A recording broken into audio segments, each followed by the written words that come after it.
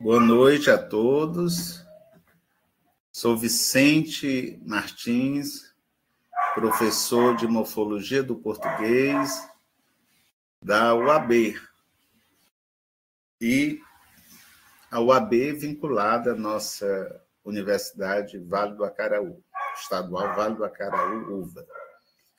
Eu quero enviar um abraço, em particular, aos alunos cursistas e tutores, tanto à distância como da disciplina também, de Camusim. Eu vou me atrapalhar aí na lista enorme, né? Camusim, Sobral, Bajara, Amontada, Itarema, né? Então, a todos vocês um grande abraço e desejando para vocês uma noite boa, né, de aprendizagem e trocas de conhecimento, certo? Eu vou passar aqui a um slide só para ver se vocês confirmam. Eu estou no slide, vou passar para o outro. Consegui passar? Me informem. Em áudio. Professor. Sim, professor. Ah, pronto. Então, já fico mais tranquilo. Então, aí, gente, olha, na capa, nós temos aí morfologia do português, que é a nossa disciplina, e aparecem aí termos que nós devemos conhecer no início desse trabalho, certo? Essa teoria ela é muito robusta, né? São muitos manuais. Eu mesmo acho que devo ter uns 30 livros só na área de morfologia, então é muita coisa. E, às vezes, numa aula também, seja presencial ou em AD, você não consegue dar conta. Mas nós temos um propósito aqui. Qual é? Estudar, trocar ideias sobre morfes, alomorfes, morfema, análise mórfica e unidade de análise chamada mórfica, ou morfológica, né? Alguns autores também chamam morfológico. Muito bem. Esta webconferência, ela trata, portanto, desses conceitos centrais da morfologia, como morfema, morfe, alomorfe. No primeiro instante, tudo pode ser estranho, né? Porque assim, o que é morfema, o que é morfe, alomorfe, é muita teoria, são termos, né? Mas as ciências, elas se caracterizam por sua terminologia. Quem vai fazer qualquer disciplina na área da saúde vai se deparar com um inventário de termos. Quem for fazer biologia, da mesma maneira. Quem for para matemática, da mesma forma. Uma característica da ciência, das ciências, uma das características, é exatamente a sua terminologia. Toda ciência é marcada pela sua terminologia. No caso da linguística, e particularmente a morfologia, não foge a esse padrão. Então, trata-se de um estudo aqui que aborda os processos de formação de palavras, o estudo das classes gramaticais também, discute ainda a relação entre morfologia e ensino e análise, e podemos falar como é que isso se apresenta também. Vocês podem também compartilhar comigo, a partir das experiências de vocês, vocês podem compartilhar comigo como é que a morfologia também é trabalhada em sala de aula. Aqui eu chamaria, normalmente quando a gente lembra morfologia, nós temos como ponto de referência a gramática normativa, a gramática escolares. Essa gramática, ela sim será extremamente útil, esse conhecimento experiencial que vocês têm de escola, ou como professores, né? Da teoria gramatical, das normas, da norma padrão da língua, todo esse conhecimento prévio, ele é muito importante aqui. E vocês devem lembrar que, quando nós estudamos morfologia, aprender a morfologia é aprender as classes de palavras. Lembra? Aí o professor praticamente fazia a gente memorizar 10 classes e entre elas invariáveis, as variáveis, substantivo, adjetivo, verbo, preposição, né? E assim por diante. Conjunção, né? E havia outro momento também, que é quando a gente estuda o processo de flexão, os processos, a flexão das palavras em gênero, em número, em que também nós aprendemos os processos de derivação, como é que as palavras são derivadas, derivada por sufixação, prefixação, parassíntese, enfim, temas relacionados à flexão de palavras e à derivação, nós praticamente passamos 11 anos dentro da escola, né, de educação básica, estudando esses aspectos. E agora lembre-se que vocês estão numa formação inicial em letras. Vocês se tornarão especialistas, professores de língua portuguesa. Por isso que a gente aprofunda agora toda essa teoria, tá certo? A morfologia do português é uma disciplina no âmbito da linguística que vai exatamente aprofundar todas aquelas informações ou teoria gramatical que nós aprendemos na época escolar. Os livros são fartos. Os livros que eu estou indicando aqui são livros que normalmente eu indico e tenho há muitos anos, né, eu conheço essas obras. Uma das obras maravilhosas, a morfologia portuguesa, é do José Lemos Monteiro. José Lemos Monteiro, ou Lemos Monteiro. O Lemos, professor da UFC, já aposentado, foi meu professor e a gente se tornou amigo até hoje, a gente continua amigo. E ele tem uma obra preciosa que é a Morfologia Portuguesa. E nessa Morfologia Portuguesa, ele já traz assim de forma bem clara, gente, as grandes questões fundamentais da morfologia. Que eu estou colocando agora 4 questões para vocês. Quais são os principais mecanismos que regem a estrutura e formação dos vocábulos, revelando os processos subjacentes às transformações morfológicas e à organização das palavras em uma língua? Então, como ele está preocupado, ele nos diz assim, olha, quem vai estudar morfologia tem que estar preocupado com esses mecanismos que se efetivam, se realizam, que se revelam na formação de palavras, que ele chama aí de vocábulos. Tanto mecanismos relacionados à flexão, como também os derivacionais. Na segunda questão, ele bota como os processos de derivação e flexão interagem na construção de novos vocábulos. Como é que surgem novas palavras? Como é que funciona isso? Como é a dinâmica da língua? Como é o uso da língua? Como os dicionários, enfim, são montados? Como é que os dicionários recebem essas novas palavras? Que léxico é esse, né? Porque as palavras em português europeu é diferente, muitas vezes, do português brasileiro, e assim por diante. São questões importantes. Eu falaria também português africano, né? Porque a África, o continente africano, também muitos países são lusófonos, isto é, falam o português. E aí tem a sua morfologia, digamos, geográfica, né? E cultural. Então, a morfologia de uma língua, a linguística de uma língua tem também a história do seu povo, da sua cultura. Quais os fatores históricos e culturais que vão influenciar a formação de palavras em uma língua, né? Quando a gente fala fatores históricos, a própria história da língua, né? A história interna e externa, as nossas origens, né, históricas, e muitas vezes, no tocante à palavra, a sua etimologia, né?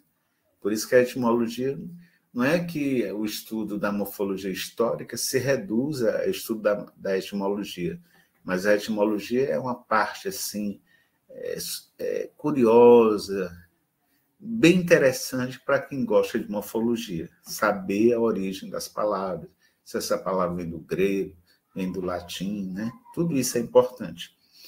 De que maneira as mudanças fonológicas afetam a estrutura morfológica dos vocábulos?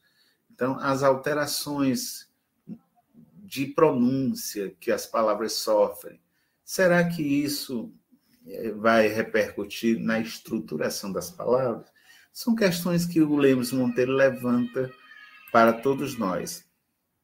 Há outro livro que eu gostaria de apresentar a vocês, que é do Matoso Câmara, o Câmara Júnior, né? É um livro, Estrutura da Língua Portuguesa.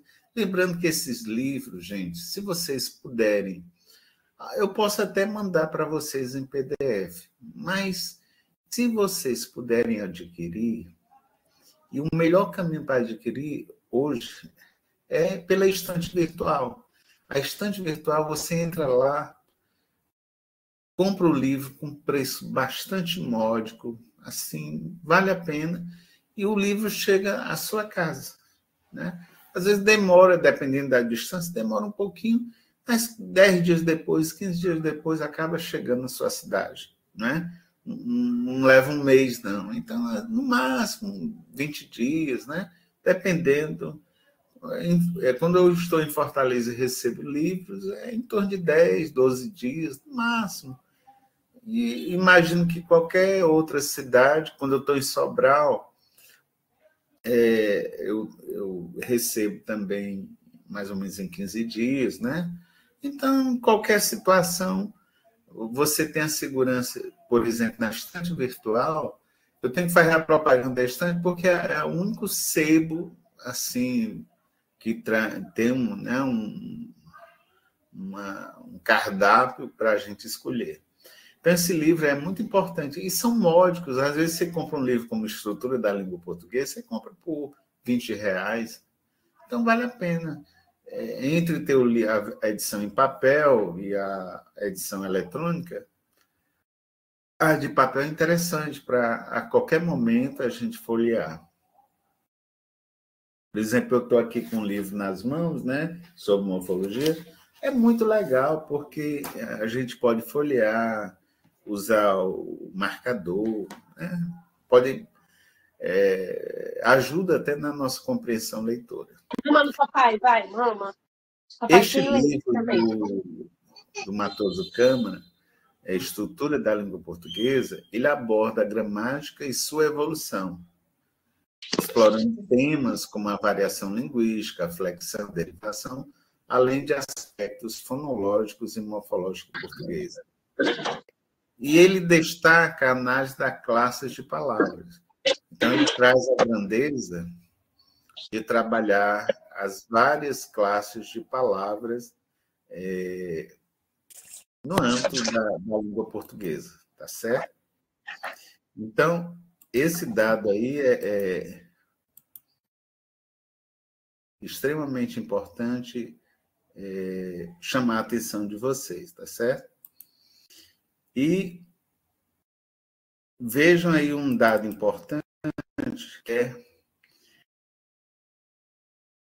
a cobertura desse assunto, né? O Matoso Câmara, por exemplo, estudando morfologia, ele estuda classe de palavras, estrutura silábica, acentuação, flexão verbal.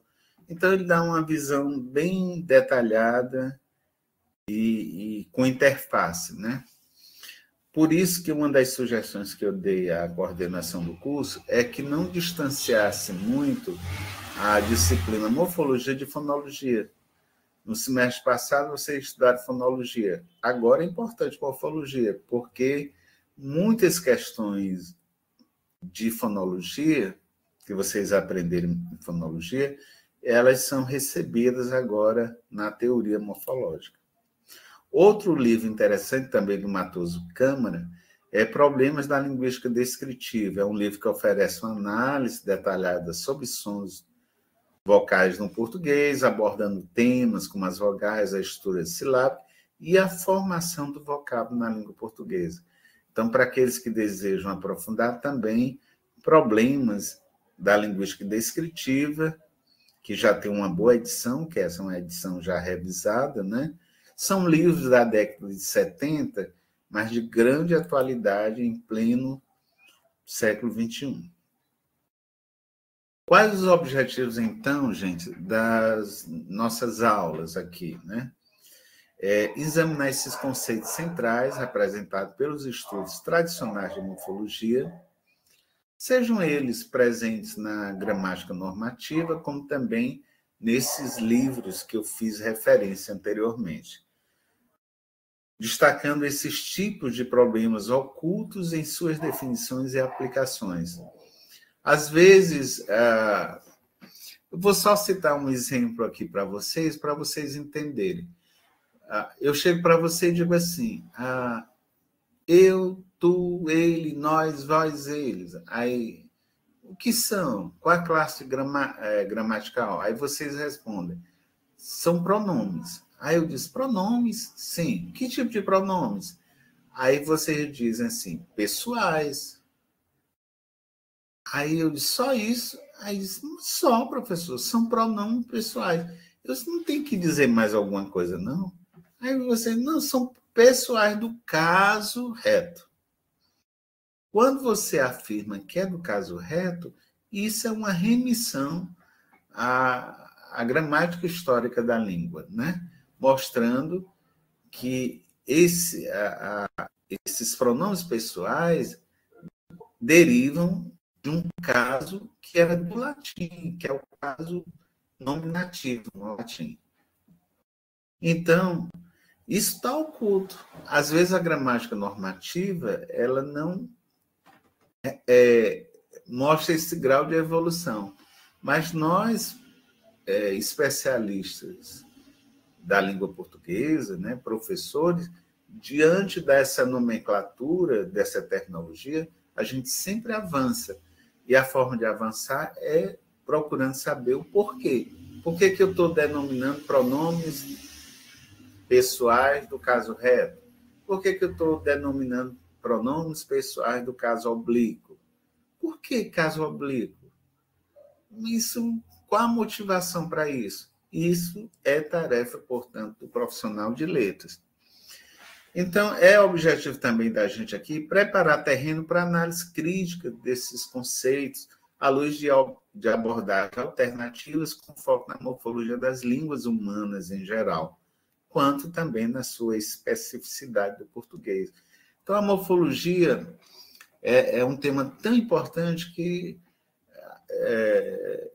como eu tenho muita ligação com o espanhol, né, por formação, eu vejo a riqueza, eu tenho vários livros de morfologia do espanhol. Então, é muito interessante, a morfologia está presente no francês, está no português, está no inglês, né? O inglês é muito forte, você tem uma obra fascinante do Gleason, que é de linguística descritiva, em que ele aborda a questão morfológica. Então, as teorias no mundo das línguas relacionadas à morfologia são bastante robustas, né? Ricas. Então, é nosso papel aqui também investigar as definições tradicionais que vão impactar a interpretação e ensino-morfologia, muitas vezes deixam lacunas e inconsistências, né? Quantas vezes a gente, mesmo com o passar dos anos, a gente tem dúvidas, que tipo de preposição é aquela, se a gente está preocupado qual o emprego adequado daquela conjunção, daquele pronome relativo, que a gente utiliza mesmo. Então, muitas vezes o tempo passa e se a gente deixar lacunas e inconsistências, a gente nunca vai ter segurança no tocante a uma análise, né, a uma classificação. Voltando aqui um pouquinho mais. Então, o objetivo, enfim, aqui é propor uma reflexão sobre a integração desses métodos modernos no estudo da morfologia, que são métodos linguísticos, e relacionando também com toda a cultura gramatical que nós temos já nas nossas gramáticas tradicionais, que são adotadas na escola, né? Eu convido a todos, a partir dessa disciplina, a partir do curso, leiam suas gramáticas normativas, né? E vocês verão que, a partir dos conhecimentos que vem adquirindo aqui, terão um novo olhar sobre aquilo que nós aprendemos ou como nós estamos ensinando, e se tratando de morfologia na escola. A palavra morfologia é uma palavra de origem grega. Na verdade, ela é formada por dois elementos, né? Um elemento chamado morfos, denominado morfos, quer dizer forma, e logia quer dizer estudo. Então, a morfologia é, ao pé da letra, na sua etimologia, essas letrinhas que aparecem com símbolos diferentes, isso é grego. Então, é uma palavra de origem grega. Então, ao pé da letra, morfologia quer dizer o quê? Estudo das formas. Estudo das... Por isso que, por extensão, de estudo das classes de palavras, né? Que, do ponto de vista gramatical, na tradição gramatical, é o estudo das classes gramaticais. Uma definição que nós vamos começar a fazer aqui, né, com foco mais linguístico, qual é? A morfologia é um ramo da linguística que investiga, que estuda a organização interna das palavras. Então, veja bem, não é... Quando nós falamos em morfologia, no âmbito da gramática normativa, praticamente o que tem lá, vocês já sabem, muitos de nós já conhecemos bem. São lá, a gente abre num capítulo relacionado ao verbo, aí tem a definição de verbo, tem os tempos verbais, toda aquela riqueza que muitas vezes, para a gente aprender, precisa memorizar. Mas muitas vezes ela não olha de forma interna, né? Por exemplo, aquele tempo verbal, aquelas desinências, a estruturação do tempo verbal, como é que ele está sendo ali formatado? Pois é, o nosso olhar é microscópico. É como se a gente colocasse uma luneta para... Vamos estudar verbo. Pronto, a gente vai estudar lá na sua essência o que é aquele verbo, como é que ele está estruturado. Os substantivos também, os adjetivos, né? Essas classes de palavras, principalmente as chamadas classes de palavras abertas, elas são assim um prato bom, cheio, né? A gente pode ter assim uma riqueza de conhecimentos, que vocês verão na noite de hoje, considerando aspectos morfológicos, tá certo? Então, é um ramo da linguística que investiga a organização interna das palavras, ou seja, como as palavras podem ser analisadas, como elas podem ser decomponíveis, como elas podem ser segmentadas, tá certo? É o que nós chamamos também, alguns autores chamam de consciência morfológica, né? Porque na hora que eu pego uma palavra e sei estruturá-la, sei segmentá-la, analisá-la, eu estou criando com isso uma consciência morfológica. Muito bem. Mas quais os problemas clássicos que a linguística morfológica ou a morfologia numa perspectiva mais linguística e menos tradicional, o que é que ela traz como grandes problemas? Primeiro, a noção de palavra. Vocês viram que o Lemos fala em vocábulos, ele evita usar a palavra palavra. Para nós, na linguística, também é muito delicado o que é palavra, sabe? Porque, por exemplo, se a gente for uma pessoa religiosa, a gente diz assim, palavra que eu sei do ponto de vista religioso, eu sei lá em João, no princípio era o verbo, no princípio era a palavra, pronto. A linguística tenta, de alguma maneira, se distanciar desse conceito religioso de palavra. a gente não sabe, a palavra pode ser tudo, né? O logos pode ser tudo. A palavra em grego quer dizer logos. Logos quer dizer tudo. Pode ser o ser, pode ser a coisa, pode ser palavra, pode ser o verbo, a noção disso. E aí a linguística, às vezes, não quer trabalhar com um termo que não seja unívoco, né? Se ele for muito aberto, a gente questiona. Então, hoje, a gente até prefere usar, muitas vezes, o termo vocábulo para se referir à palavra. Por ora, isso não vai ser problemático aqui na nossa disciplina, porque eu acho que a gente pode fazer coexistir. Tem hora que a gente precisa explicar o que é vocábulo e tem hora que tem que explicar o que é palavra. Por exemplo, se eu digo assim, bola, aí eu digo bola é uma palavra, porque bola é um substantivo. Pronto.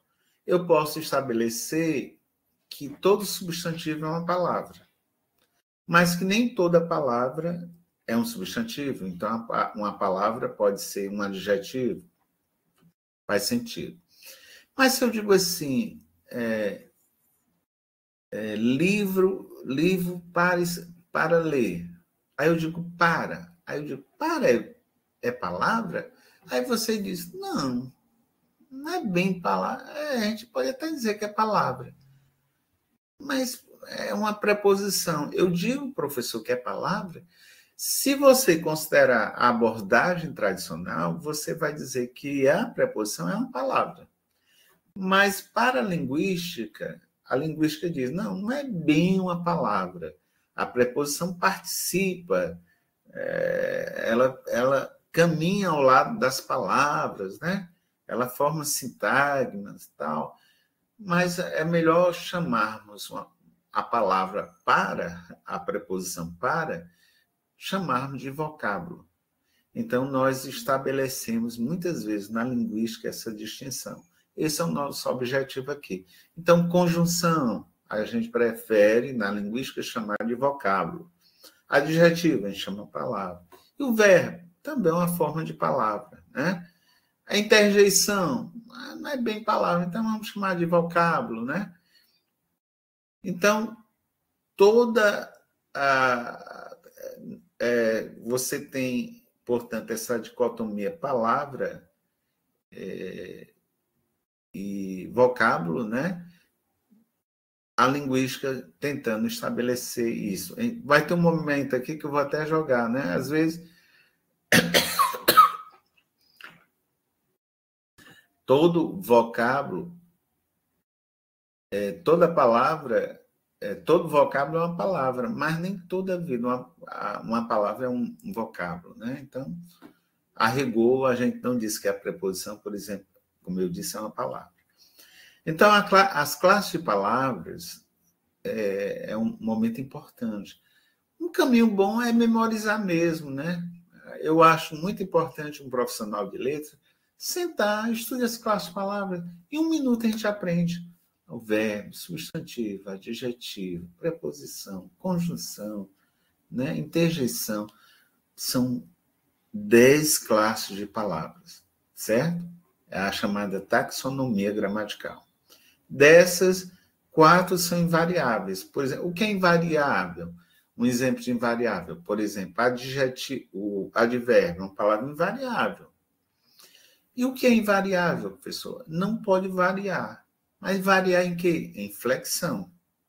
Vocês lembram que agora há pouco eu falava que o estudo morfológico é o estudo da flexão e derivação, em particular, né? Nesses mecanismos morfológicos? Pois é, o advérbio, na tradição gramatical, e para nós também na área da linguística, é uma palavra invariável. Quer dizer, não pode variar. Em quê? Em gênero, não pode variar. Em número, não pode variar. Nem em grau, também não pode variar. A gente até questiona se o grau pertence à flexão ou à derivação.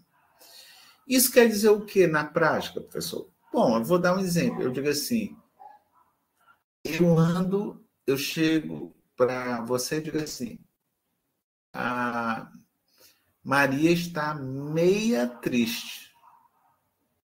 Aí vocês, meia triste? Você não pode... você tem que dizer meio triste, né? Eu vi e não meia triste. Mas por que você não pode dizer meia triste? Porque você não pode flexionar em gênero. Você não pode flexionar porque meio, neste caso, ele está ao lado aí de um adjetivo triste, né? Ele não permite essa variação de gênero, né? Ela é minha meia amiga. Aí não combina, né? Não dá certo. Então, a gente já diz que os advérbios são palavras invariáveis. Seguindo a tradição gramatical, e nós reconhecemos também que é uma palavra invariável. Desculpa. A diferença é que nós, quando dizemos invariável, a gente localiza logo o fenômeno gramatical em jogo aí. A gente olha, ele é invariável porque não pode sofrer flexão, por exemplo, de gênero. Então, é importante a definição gramatical tradicional dessas classes de palavras, é importante o estudo de flexão e derivação. Desculpa, a definição da linguística é extremamente importante sobre o que é flexão, sobre o que é derivação, a própria definição da gramática tradicional. Enfim, a gente pode trabalhar diante desses grandes problemas clássicos da morfologia, tanto no âmbito apresentados tanto no âmbito dos estudos linguísticos, como também no âmbito dos estudos tradicionais.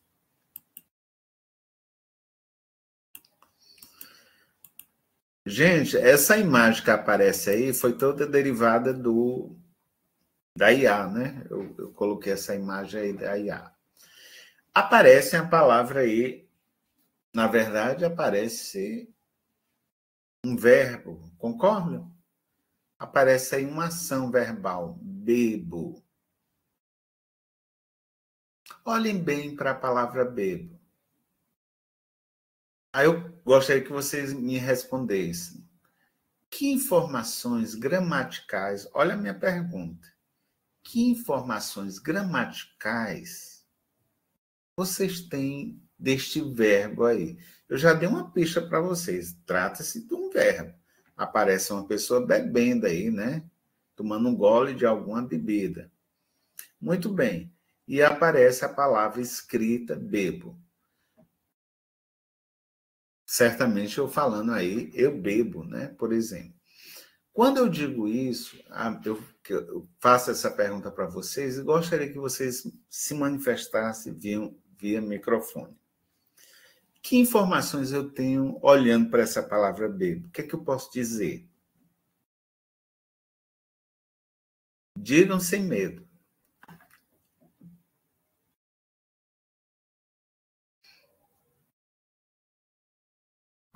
Alguém ousaria dizer? Seria um verbo e poderia ser uma linguagem verbal e não verbal. Pronto.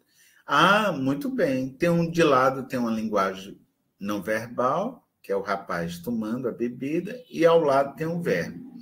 Aí, como é teu nome? Professor, acho também que se não tivesse a imagem, tivessem só a palavra bebo, que dá para a gente entender que é de beber, do verbo beber, mas na linguagem assim informal, do dia a dia, bebo. Só a palavra bebo poderia ser bêbado, né? Embriagado, também vem do beber. Pronto. Então, como eu botei a imagem, eu condicionei. Não é verdade? Como eu botei a imagem, eu condicionei a presença do verbo.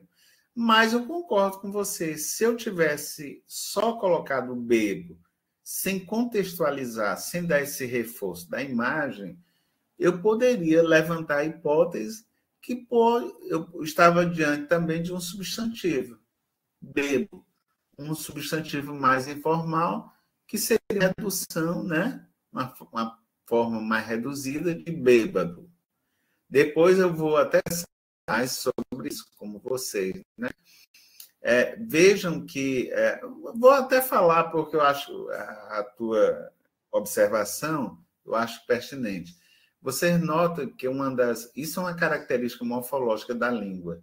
Por exemplo, isso já é desde o século XVI. Vejam bem, nós estamos no século XXI. Eu estou dizendo que é desde o século XVI, na passagem do latim para o português, construindo, portanto, o português arcaico, né, ali antigo, o galego-português, a gente já observava, no âmbito dos escritos da língua, a transformação de palavras que eram proparoxítonas para palavras paroxítonas. Então, um bom exemplo que você deu foi agora, bêbado. Aí o que acontece com bêbado? Bêbado é uma palavra proparoxítona. Aí, informalmente, a gente não prefere usar a paroxítona. O que é a paroxítona? Bebo. Isso é uma lei fonética. Por isso que a fonética é tão importante para a morfologia. Aí você tem outra palavra que a gente... fulano está de cócoras. Aí, não, ele está de coca. Então, você já nota uma frequência. Em vez de dizer cócoras, na linguagem informal, mais espontânea, mais usual, a gente diz coca. Fulano está de coca. Eu ouvi muito isso no interior. Ou aquela situação que você diz assim, não me faça cosca. E a gente sabe que a forma não é certa, não é necessariamente certa, mas a forma mais dicionalizada, mais culta, é dizer cócegas, também proparoxítonas. Por isso, mas as proparoxítonas são tão poucas que a norma padrão estabelece uma regra. Qual é a regra que ela estabelece? Todas as palavras proparoxítonas são acentuadas. Esse processo faz com que, por exemplo, em morfologia, a gente já aprenda hoje uma questão importante. Que eu desafio agora para vocês. Vocês acham que na língua portuguesa existem mais palavras proparoxítonas, paroxítonas ou oxítonas?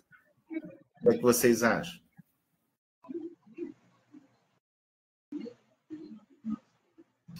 Podem chutar, né?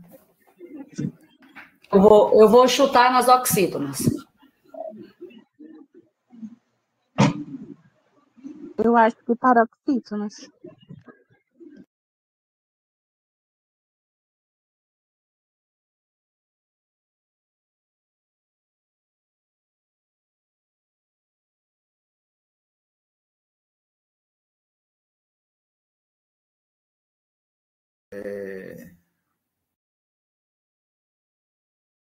Eita.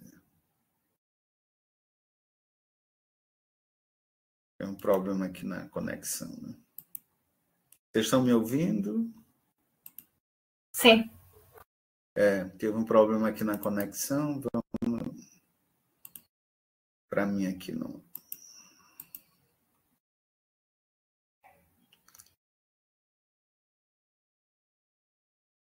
Muito bem.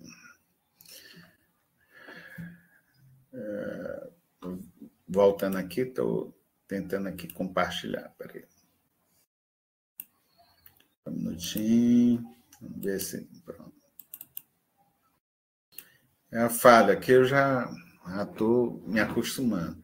Então, espero que vocês tenham escutado que a maioria das palavras na língua portuguesa, por exemplo, são paroxítonas. Uma das características é essa. Desde o período da passagem do latim para o português, a maioria das palavras, isso é característica também do latim. A maioria das palavras já foi sendo formada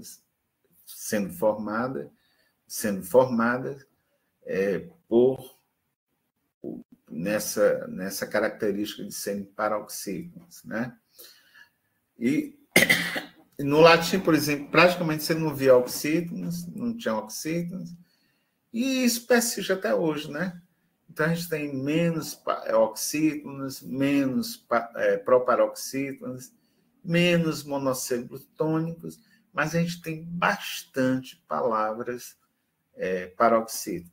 Isso é uma característica histórica da língua, né?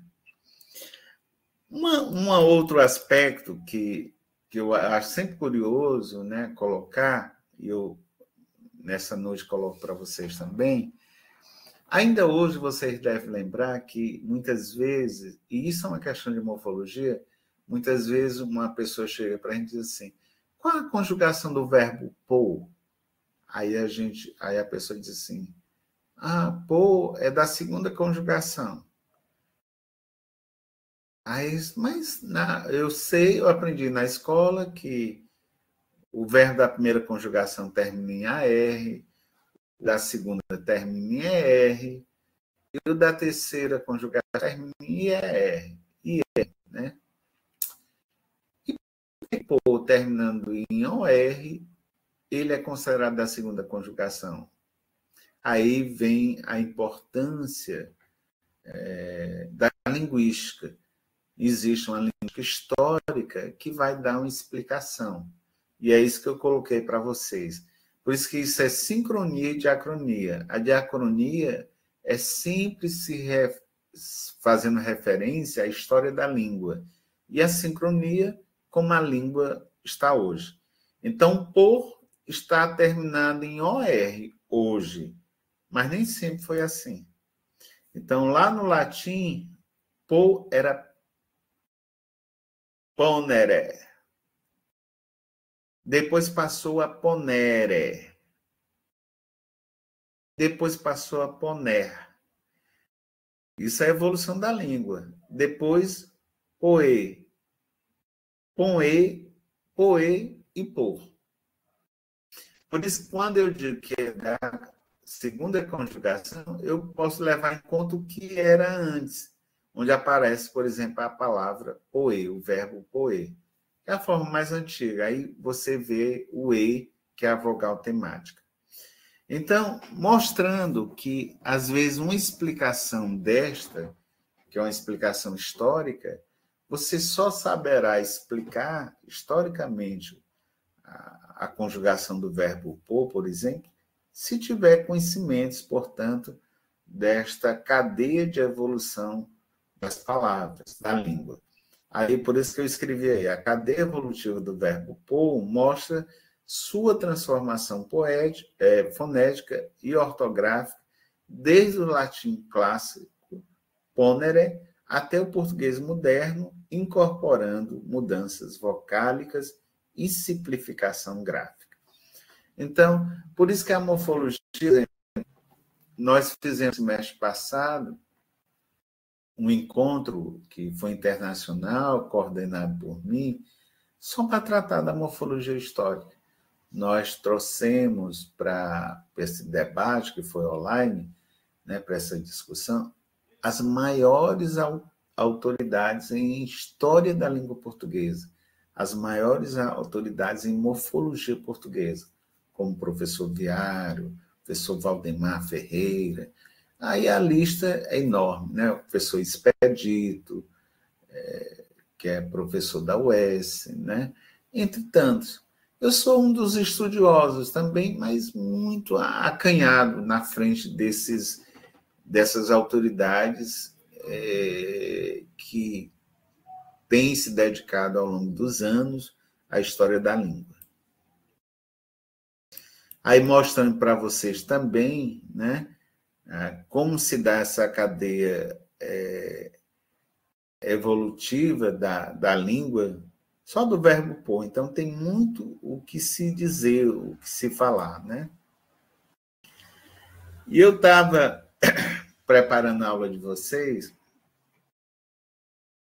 e me lembrei de um episódio que eu sempre gosto de contar, espero que não tenha falado ainda para vocês, que foi há muitos anos isso, coisa muito há mais de 10 anos. Talvez já uns 12 anos, por aí.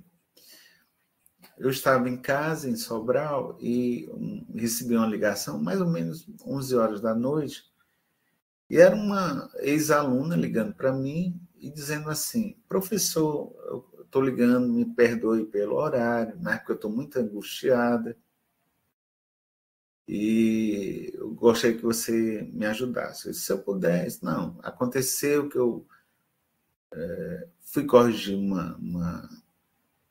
ela até de Itapipoca. Eu fui corrigir uma prova de um aluno de redação. Veja como é o negócio. Corrigi e o aluno escreveu honra do jeito que está aí grafado embaixo, ó. Honra. O-N-R-R-A. Aí eu botei errado,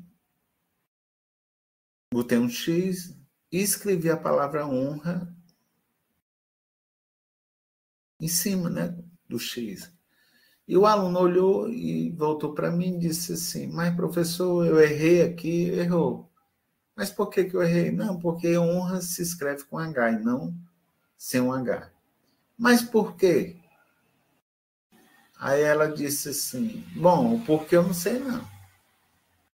Mas que é com H, eu estou certo que é com H. Aí o aluno rebateu e disse assim: se a senhora, que é professora de português, não sabe explicar por que honra tem um H, que moral essa tem para me corrigir? E ela foi para casa, olhou na internet e tal, e não conseguiu encontrar a resposta que ela esperava. E aí eu fui explicar exatamente a história da língua, né? A história da palavra, portanto, a morfologia histórica, essa morfologia evolutiva. Veja que eu coloquei aí, ó,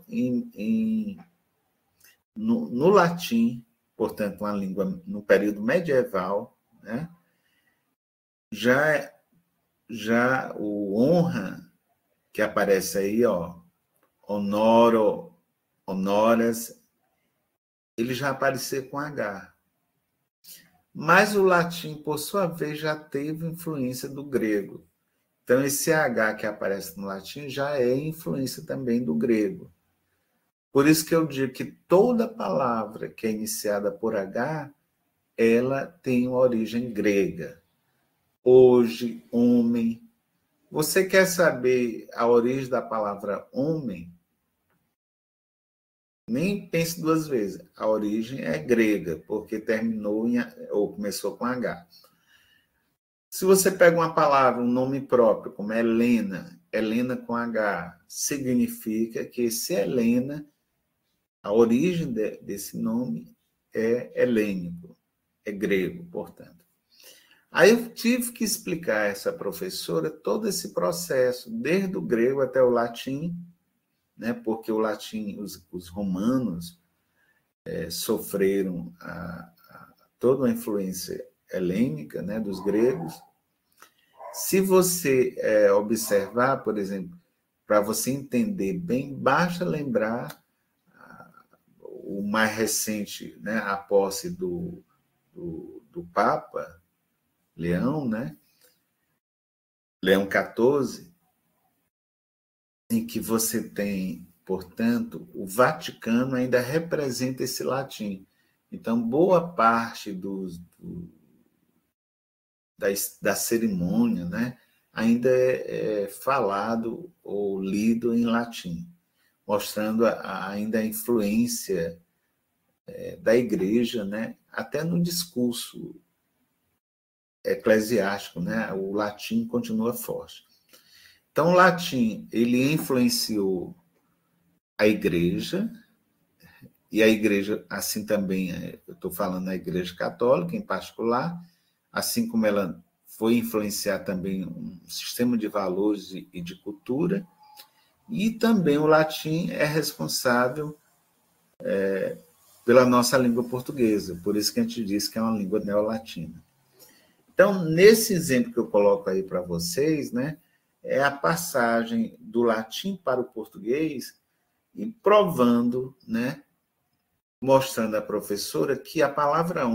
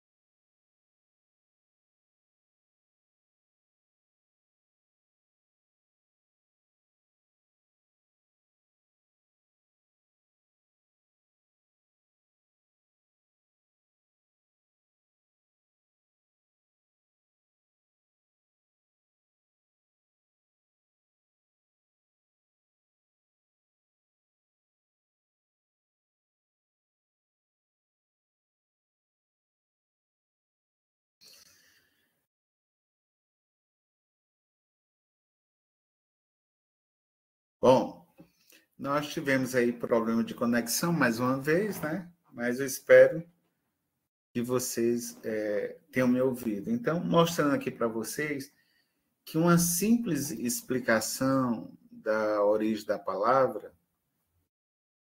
ou para justificar ou explicar a presença do H na palavra honra, até hoje, essa explicação tem uma base, portanto, morfológica. Parece algo trivial, mas no cotidiano da escola, muitas vezes o aluno pode ser relevante para o aluno, né? Ele pode achar extremamente relevante uma informação como essa.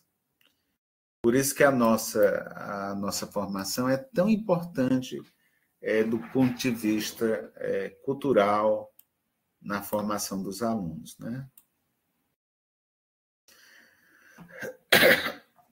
Saber, por exemplo, a origem dos verbos é muito interessante, né?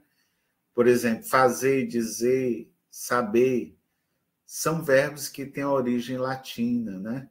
Fazer vem de facere, no latim, dizer, de dissere, saber, de sapere. Essas origens mostram que a língua, ora ela funciona como ela está hoje, na sincronia. Sincronia quer dizer tal qual está hoje, simultaneamente, mas ora também a gente precisa apelar para a sua origem, a sua diacronia. Esse é um aspecto também que eu considero relevante. Então, agora convém citar para vocês que existem 3 conceitos importantes da morfologia. Primeiro, de morfema, que nós vamos definir agora como uma unidade mínima isolada na análise morfológica e que ela é muito importante para dar significado à palavra. Então, pegue a palavra, por exemplo, mulheres. A palavra mulheres, em homenagem às mulheres, né? Na palavra mulheres, você tem mulher, que nós chamamos, faltou um tracinho aí, mas eu poderia colocar um tracinho, um hífen, depois de mulher, para dizer que ela é a raiz da palavra. E ex. Então, ex, você tem aí um morfema. Professor, não está claro para mim. Eu digo assim, casa está no singular. Mas se eu disser casas no plural, quem está indicando na escrita, por exemplo, ou na pronúncia, que está indicando que esta palavra está no plural, é exatamente o S. Então, o S, por si só, ele tem a força para nos dizer casa agora está no plural, é mais de uma casa. Então, acontece aí com a mesma coisa de mulheres. Uma mulher, 2 mulheres. Então, mulher, a palavra mulher aparece terminada em consoante, o R, né? Mas depois, para eu dar a ideia de plural, preciso acrescentar a sílaba eis. Aí eu digo mulheres. Eu estou dizendo que esse eis a gente chama de morfema. Então, todas as unidades mínimas que nos trazem alguma informação com sentido, nós chamamos morfema, e isto é uma unidade fundamental para os estudos de morfologia. Eu digo assim, menino. Aí eu faço a associação com o gênero masculino. Menina. Eu faço uma associação com o gênero feminino. Mas a pergunta é, quem me levou à ideia, ao significado, que menina tem a ver com gênero feminino e menino tem a ver com gênero masculino? O que me levou? O que foi que me forneceu? Foi exatamente os morfemas. Então, em menina, esse A final eu chamo de desinência de gênero. Pessoal, então, as desinências são morfemas? Sim. Então, tanto as desinências nominais são morfemas. Então, você tem duas desinências importantes, nominais, que é a desinência de gênero, A, e a desinência de plural, que é o S. Não é verdade? E nós temos também as desinências verbais. São, por exemplo, quando eu encontrei naquele exemplo que eu citei para vocês de bebo, aí você tem lá uma desinência modo temporal, né? Eu digo assim, bebo. Eu bebo. Eu digo assim, bebo está no presente indicativo. Como é que eu sei isso? Porque ele termina em ó. Isso aí, essa forma como ele termina, está indicando que é a primeira pessoa e também indicando o tempo verbal. Nós vamos estudar só os verbos, né? Eu estou só dando notícia para vocês. Há também um conceito de morfe, que a gente vai trabalhar mais adiante. Em algumas análises, é uma expressão fônica de um morfema. O morfema em cantavam é a realização dos morfemas de número e pessoa. Então, eu digo assim, cantavam. Cantavam, qual o número? Plural, né? Não é singular. Cantava, singular. Cantavam, eles cantavam. Ele cantava, eles cantavam.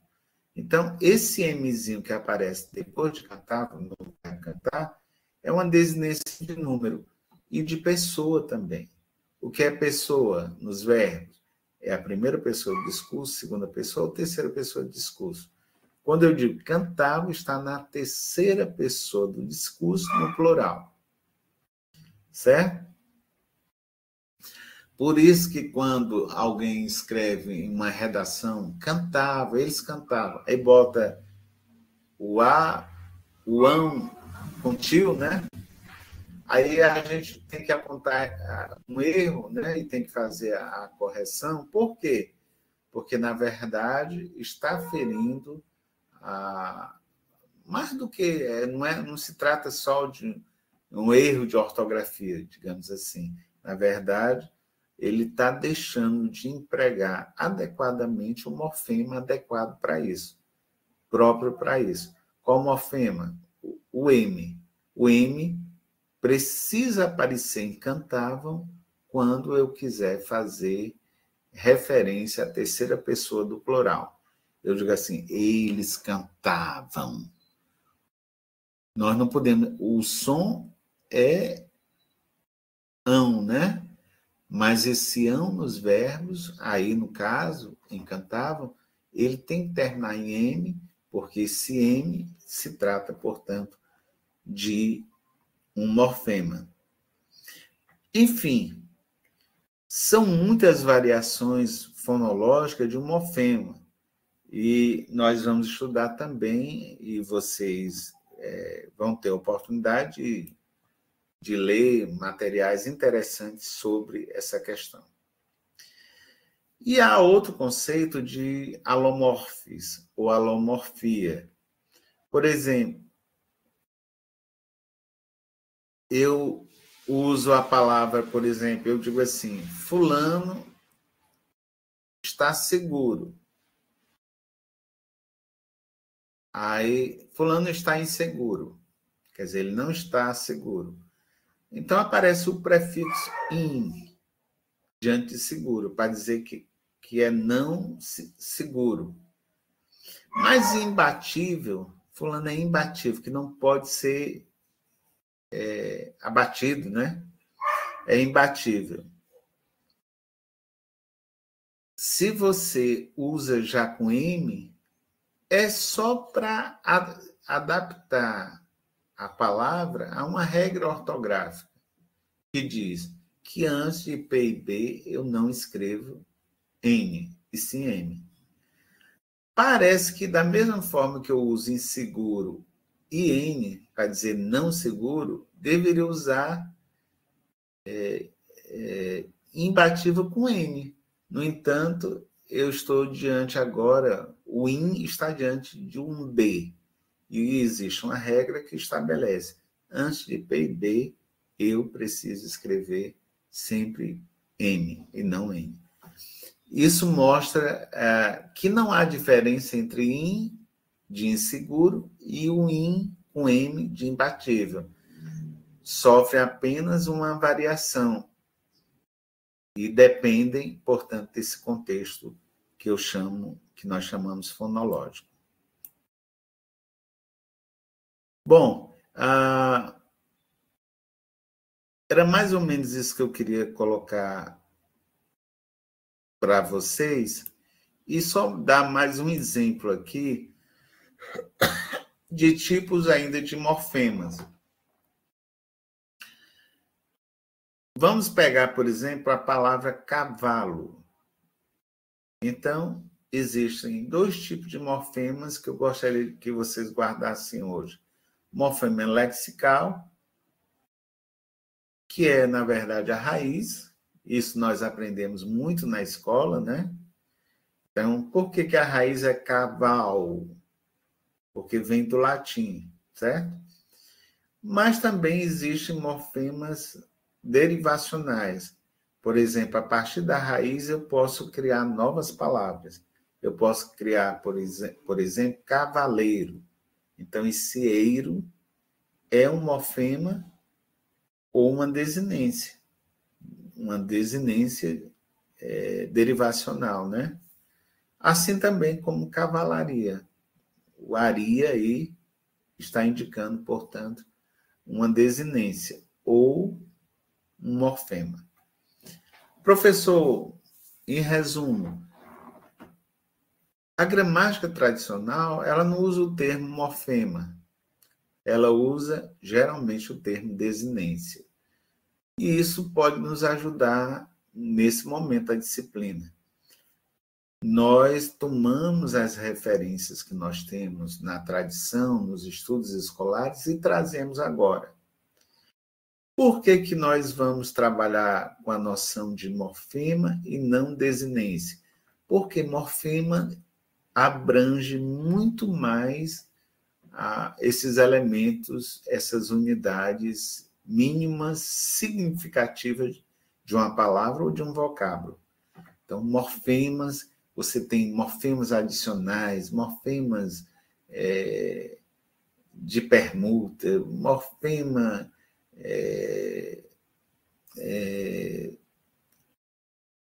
de diminuição, né? Como é que a gente pode... Bom, as categorias, as possibilidades de morfemas alternativos, a lista é enorme de tipos de morfemas, em que, se nós mantivéssemos, por exemplo, o conceito de desinência, seria muito limitado. Então, se for no âmbito da gramática, não, porque a gente fala desinência nominais, basicamente, o S, o A, desinência de gênero, as verbais, todas aquelas terminações dos verbos. Mas outros tipos de desinências que a gente tem. Então, essas desinências, elas vão ter que receber um nome próprio, que é morfema, porque as desinências vão cobrir todo o conjunto de unidades significativas da língua. Muito bem.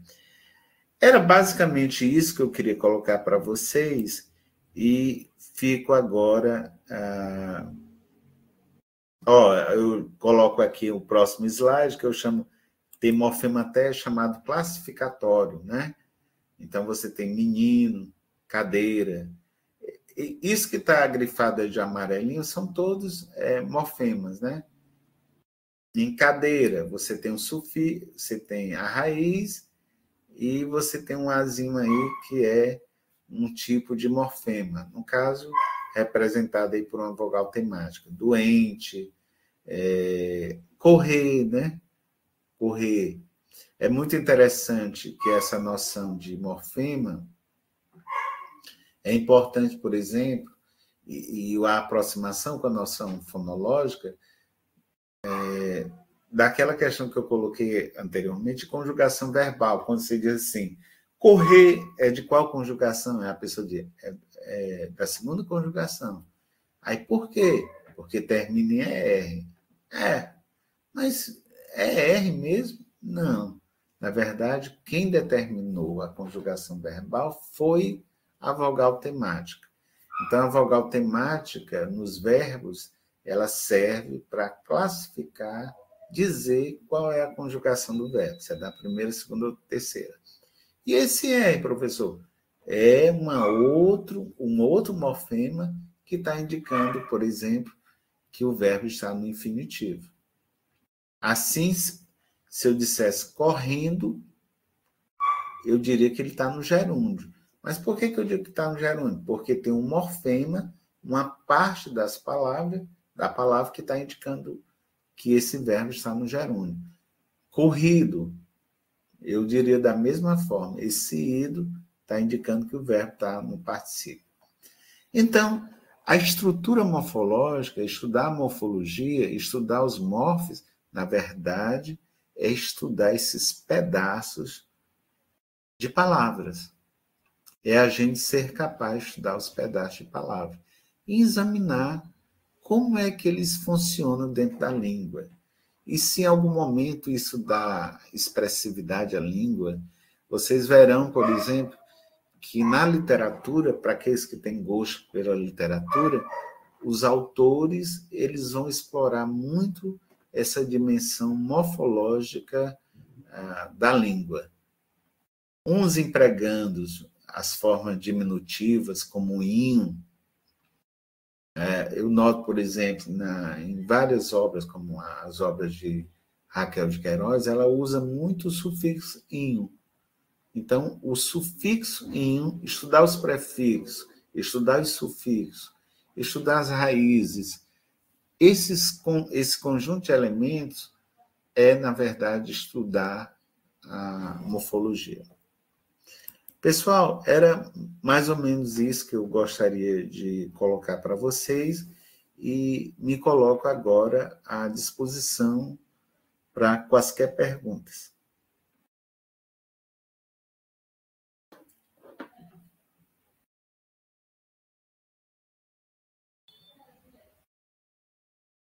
Francisca, pois não?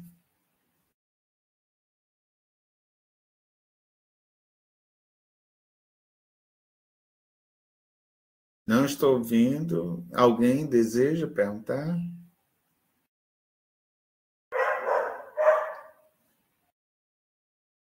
Pode usar o chat também. Professor, só uma dúvida. Quando o senhor fala em raiz, é o mesmo que o radical ou tem uma diferença? Valéria, né? Valéria, veja bem, quando nós falamos raiz de uma palavra, a princípio, para não se discutir muito, a gente toma como sinônimo raiz e radical. No entanto, para a gente que é linguista e tem gosto pela história da língua, a coisa é o seguinte: quando nós falamos que é raiz, ao mesmo tempo que a gente pode tomar como sinônimo, a gente pode dar uma distinção. Então, quando eu digo assim,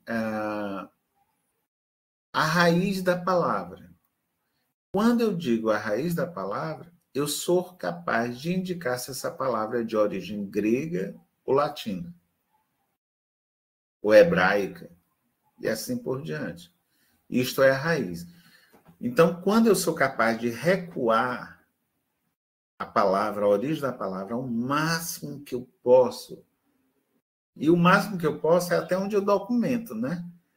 Tem um documento do século XVI. Então prova que aquela palavra realmente é de origem grega ou não. Isso é raiz. Quando eu vou lá na história da língua e mergulho, isso é raiz. Já me refiro a radical quando eu tomo a língua como ela está hoje. Né? Eu digo assim, a pessoa pode dar um exemplo? Posso. Eu digo assim, aprender. Aprender. Qual é a raiz, qual é o radical? Se eu não sei, por exemplo, se eu não tenho um dicionário etimológico, eu não vou ter, eu vou ter que me segurar para o que eu estou vendo. E isso nós chamamos sincronia. Sincronia é o que eu vejo hoje, como a língua está. Aí eu digo assim, aprender, peraí, aprender. Até o D é radical. Porque depois do radical, eu tenho a vogal temática, portanto, o verbo é da segunda conjugação, e o R é desinência de infinitivo, né? Está indicando que o verbo está no modo infinitivo. Muito bem. Se eu digo em aprender que de A aprende até o D, do A até o D é o radical, a pergunta é, e a raiz se confunde também? Não. Então, se eu entrar e for investigar com base no latim, no dicionário de latim, ou dicionário etimológico, seja qual for, né? For investigar a origem de aprender, eu vou ver que a raiz, que é latina, não é aprende, é prende. Então, a raiz é P-R-E-N-D. Então, veja que no caso de aprender, se eu não tenho um aparato etimológico, eu resolvo e digo, olha, eu sei até onde é o radical. Então, o radical, sempre a gente descobre logo. E existe uma coisa interessante, né, para coroar o que você está querendo colocar, e colocou muito bem, eu tenho dúvidas sobre o radical da palavra. Aprender, por exemplo. Aí eu pego palavras irmãs, cognatas. Eu digo assim, aprender, aprendiz, aprendizagem, aprendente, e assim por diante. Separei 5 palavras da mesma família lexical. Nós chamamos de família lexical ou cognatos.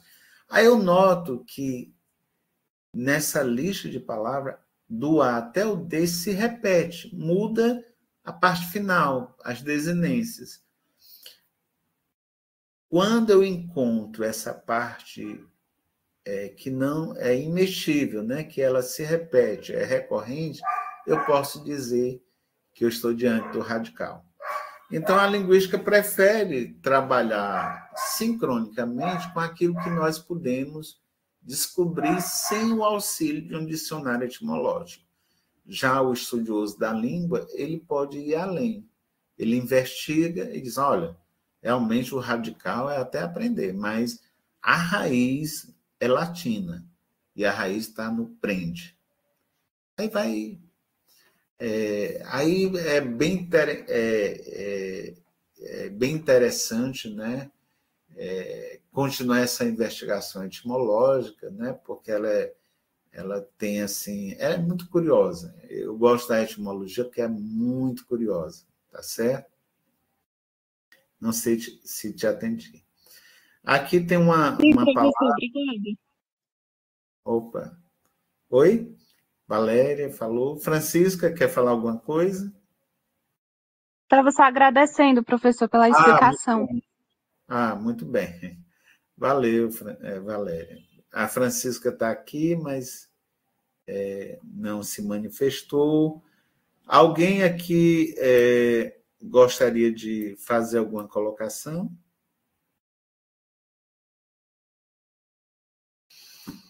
Carol, Ana Cláudia, se sintam à vontade para fazer quaisquer perguntas.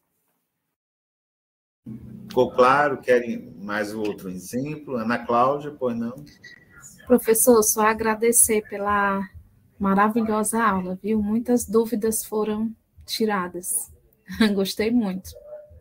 Grato, obrigado. Eu vou comentar antes de encerrar a aula, né? Está para o encerramento. Aqui a Caroline comenta aqui: a palavra bebo é um verbo do verbo beber, conjugado na primeira pessoa do singular, do presente.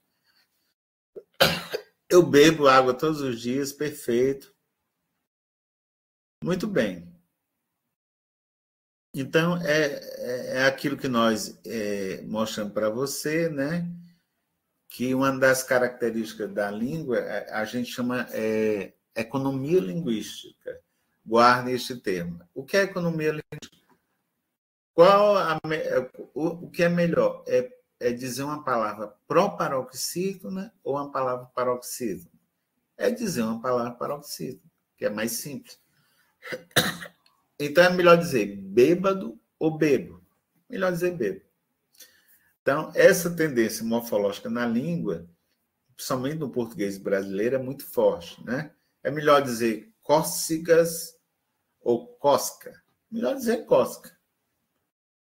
Então, simplifica no tamanho, na extensão da palavra, como também na sua pronúncia, né? E isso é uma característica, não é do século XXI, né, de 2025, já no período medieval se observava esse comportamento dos falantes. Muito bem. O Diego fala em conteúdo muito instigante. Eu acho um conteúdo instigante, interessante, bom para TCC, né? Facilmente vocês vão encontrar muitos orientadores de língua portuguesa do curso de vocês para futuro estudo, TCC, né? Para elaborar artigo, muita coisa na internet. Então, estudar morfologia é encantador, é instigante, né? Muito bem. Bom, era basicamente isso. Eu quero agradecer mais uma vez o apoio dos tutores, né? Quero agradecer o apoio de todos vocês participando. Mais uma vez, eu queria fazer um pedido a vocês no final, que é um pedido pessoal. Participem ativamente, tragam questões importantes. Nós tivemos recentemente o fórum vai ficar extensivo até dia 19. Quem não participou, participe. Se você observar, eu entro no fórum, participo, né? Também, se você não entra, eu fico acanhado. Coloque questões para eu poder responder. Façam a prova. Eu sei do sacrifício de todos vocês, mães, pais, né? Com seus compromissos de trabalho, com seus cansaços. Mas não será em vão. Então, é melhor ter o curso de letras para você atuar na sua cidade, no mercado de trabalho, do que não tê-lo. E quando você receber o certificado de vocês, não tem diferença nenhuma entre o presencial e EAD. Ele terá o mesmo valor, a mesma eficácia. Mas você também terá as mesmas obrigações, né? Você será cobrado também com as mesmas exigências. As pessoas vão pedir para você esclarecer, em sala de aula também. Você vai receber desafios, né? Quem ensina português, às vezes está no ensino fundamental, é convidado para dar aula no ensino médio.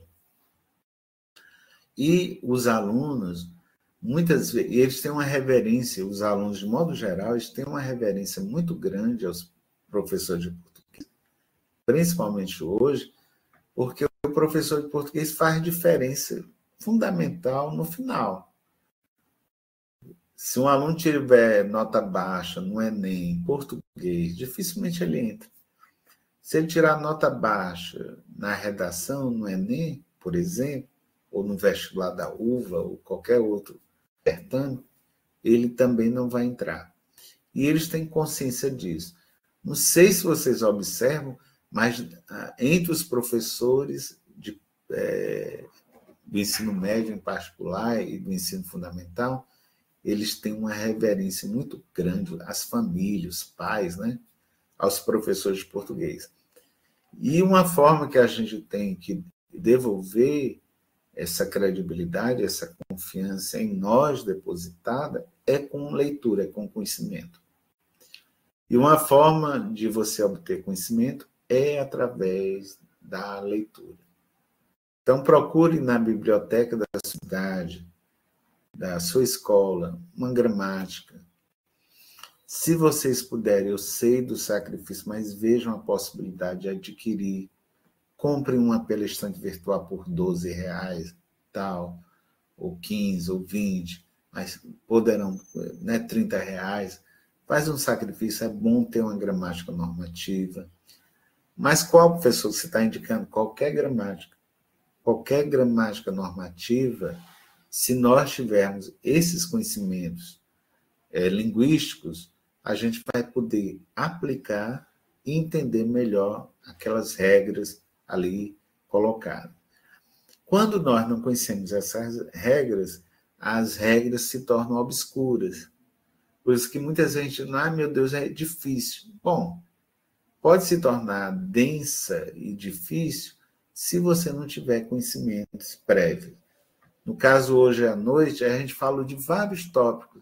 A gente foi falando morfema. Pegue a gramática agora à noite, se puder, ou ao longo da semana. Vocês verão que terão um novo olhar quando abrir uma gramática normativa. Na hora que tiver lá desinências, espera aí, isso aqui eu sei que no fundo é morfema. Isso aqui são um tipo de morfemas, né? Então as desinências, todas elas são morfemas, né? E são muitos tipos de morfemas, tá certo? Eu quero mais uma vez agradecer o apoio de todos vocês, me coloco à disposição, podem contar sempre comigo aqui. O meu objetivo é dar o melhor da formação de vocês.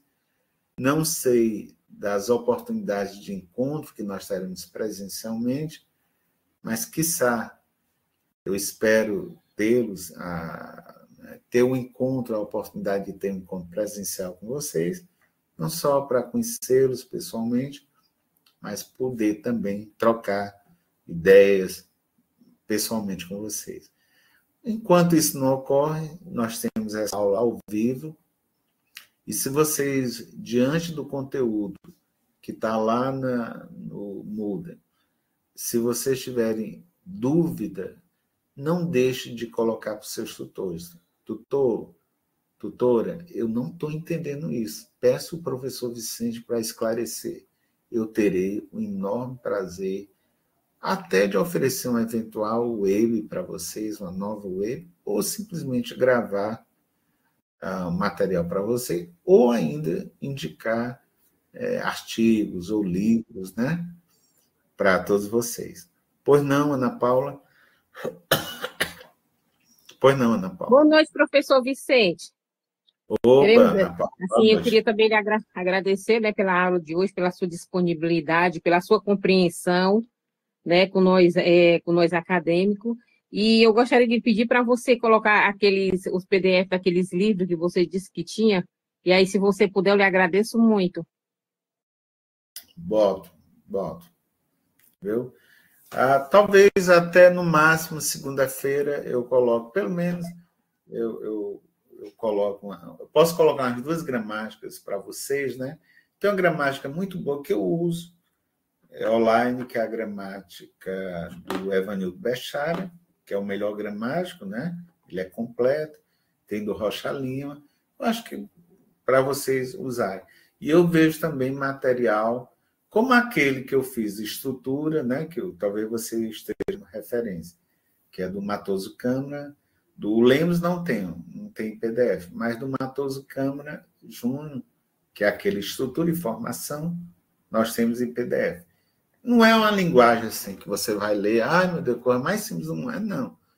Mas também, nos estudos que vocês estão tendo, calmamente, vocês vão aprender. Tudo isso é simples, relativamente simples, mas às vezes assim, é um pouco suspeito dizer isso, por exemplo, Se eu a vida toda continuo estudando isso, né? Todo dia eu encontro um dia para estudar um pouquinho de morfologia, todo dia eu encontro um dia para estudar sintaxe, fonologia, porque a gente, humanamente, a gente não tem condições de dar conta de todos os saberes, né? Muito bem. A Jeane Oliveira fala aqui que eu gosto muito das suas aulas e eu gosto de dar aula para vocês. Eu não sei porquê, mas eu gosto muito. Eu tenho muito gosto de dar, de poder dialogar com vocês. Muito obrigado, professor. A Lúcia Burgos Veiga.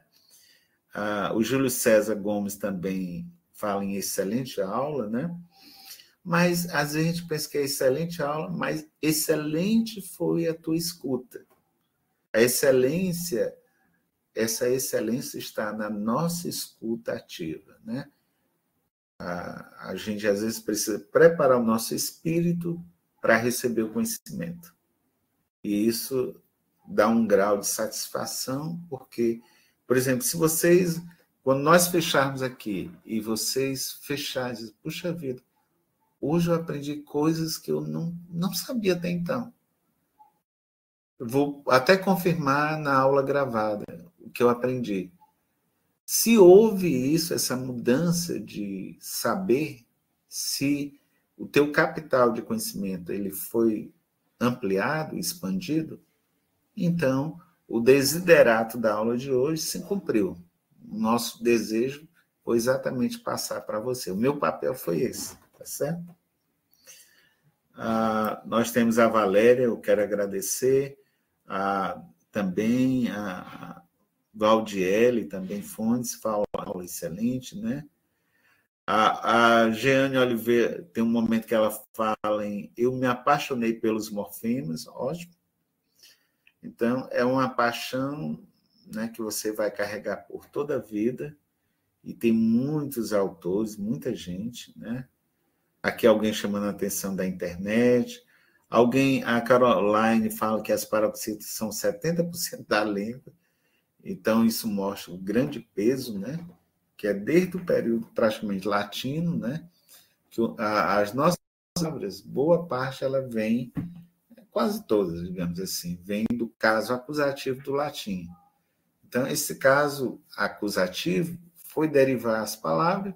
E quando a gente nota o comportamento dessas palavras, a maioria é realmente paroxítona.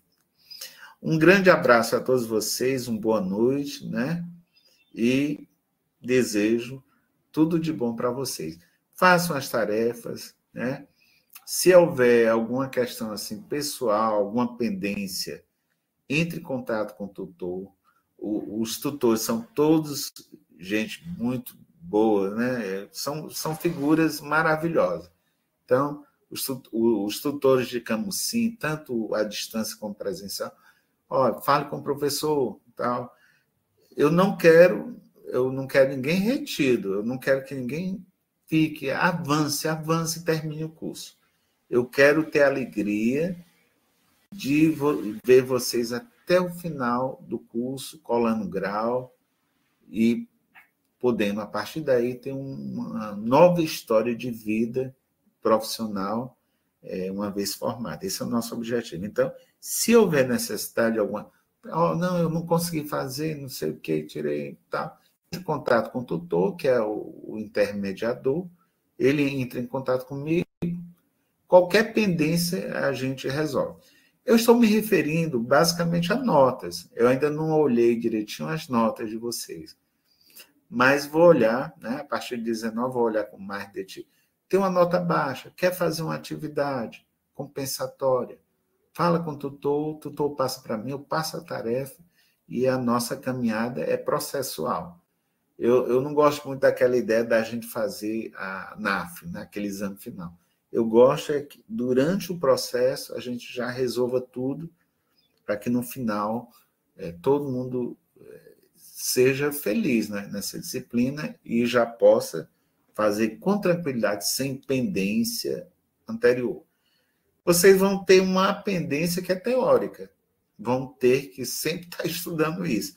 Mas isso acontece comigo também, né? Todo dia eu estou estudando, me atualizando, faz parte. Isso vai acontecer com os médicos, com os engenheiros, os advogados, todo mundo tem que se atualizar. E isso não poderia ser diferente com relação a gente, tá bom? Um grande abraço, boa noite a todos, mais uma vez. Tchau.